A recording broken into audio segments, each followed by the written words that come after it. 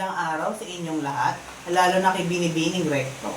Ako po ay si John Matthew P. Villarino, nagmula sa Baitang 9, seksyon ng St. Rose of Lima. At ngayon po ay aking i-interviewin ang dalawang miyembro ng aking pamilya upang malaman ang kanilang karanasan sa kanilang karera. At ang aking unang i-interviewin ay ang aking ina na si Ginang Mylene P. Villarino.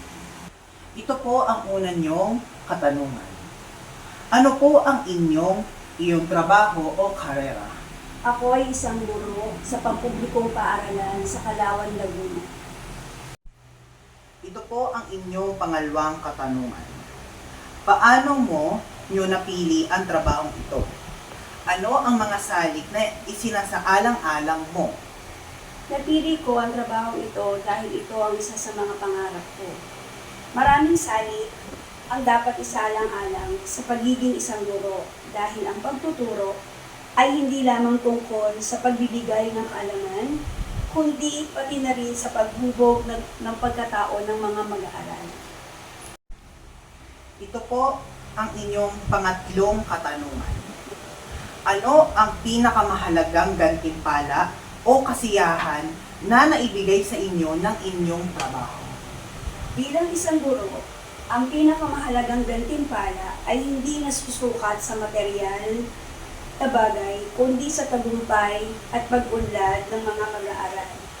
Ang makita silang natututo, nagkakaroon ng tiwala sa sarili, at nagiging mabuting tao ay nagbibigay ng tunay na kasiyahan at katuparan. Ito po ang inyong pang-apat na katanungan. Sa inyo pong palagay, ano ang mga katangian at kasanayan ang kailangan upang magtagumpay sa larangang ito? Ang matagumpay na guro ay hindi lamang may malawak na kalaman sa asignaturang itinuturo, kundi mayroon ding pagmamahal sa propesyon, mabuting pag-uugali at patuloy na pagnanais na matuto at umunlad.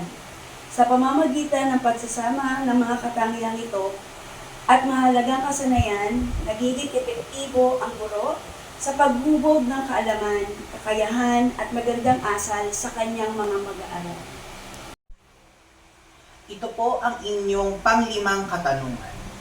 Anong payo ang maaari niyong ibigay sa isang kabataan na pumipili pa lamang ng tatahaking karera?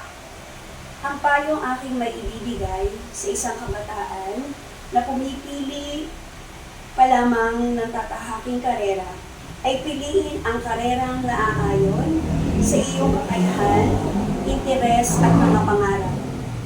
Huwag magpadala lamang sa opinyon ng iba. Sa sipag, tiyaga at patuloy na pagkatuto, maaabot mo ang tagumpay sa landas na iyong pipiliin. Ito po ang inyong panghuling katanungan. Paano makatutulong ang pamilya upang magtagumpay ang isang tao sa kanyang piniling propesyon? Malaki ang naitutulong ng pamilya upang magtagumpay ang isang tao sa kanyang piniling propesyon. Sa pamamagitan ng pagmamahal, suporta at paggabay, nabibigyan nila ng lakas ng loob ang isang tao upang harapin ang mga hamon at pagsubok. Ang pamilya rin ang nagbibigay ng inspirasyon at motibasyon upang magsikap, mag-aral ng mabuti, at huwag sumuko sa kabila ng mga pagkabigo. Bukod dito, maaari silang tumulong sa pamamagitan ng pagbibigay ng payo, pag-unawa at pagtugon sa mga pangangailangan ng bawat miyembro. Dahil sa matatag na suporta ng pamilya, mas magiging determinado at handa ang isang tao na maabot ang kanyang pangarap at magtagumpay sa kanyang piniling propesyon. Maraming salamat po sa pagbibigay ng kaunting oras para sa interview na ito. Marami po akong natutunan sa inyong karanasan sa inyong karera. At ngayon naman po, ang aking i-interviewin ay ang aking ama na si Reynaldo Villarino. Ito po ang inyong unang katanungan. Ano po ang iyong trabaho o karera? Sa ngayon, ako ay isang tricycle driver dito sa Barangay San Antonio.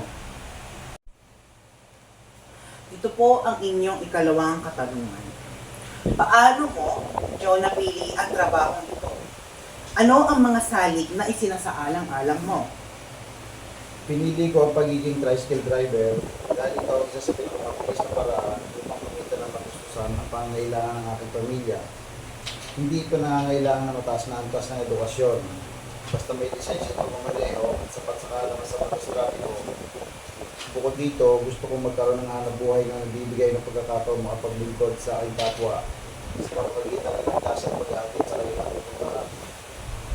Ang mga salik na sinasaalang-alang ko ay ang pagiging masipag, matyaga, responsable, at maiingat ako ay naging sa buhay at pagkakatuwala ang tricycle driver.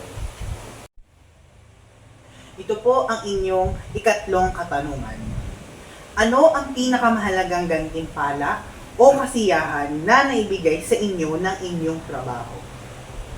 Ang pinakamahalagang gantimpala o kasiyahan na ibibigay sa akin bilang isang tricycle driver ay ang kakayahan maitaguyod ang aking pamilya sa marangal na paraan.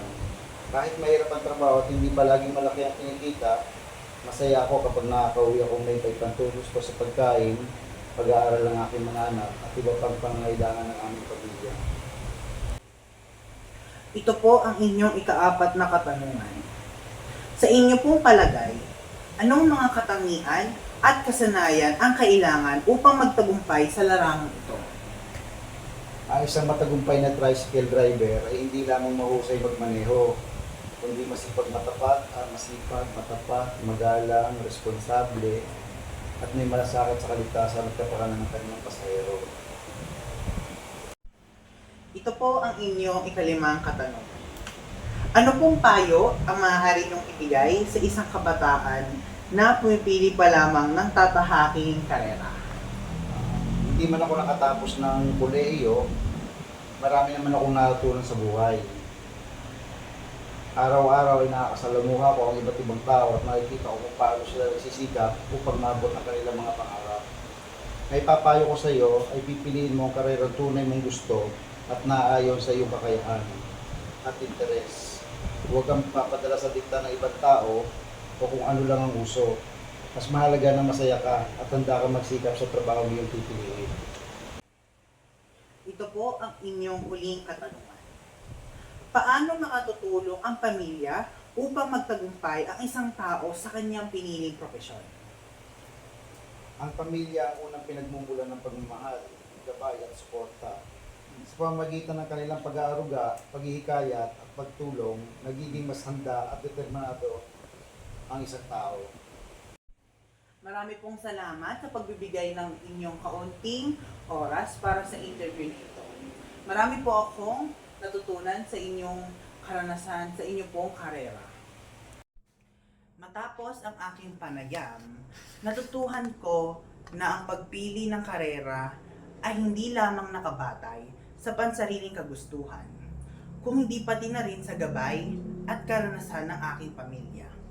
Ang mga salik na pinakamahalaga para sa akin ngayon ay ang kanilang pagmamahal, suporta, payo at mabuting halimbawa.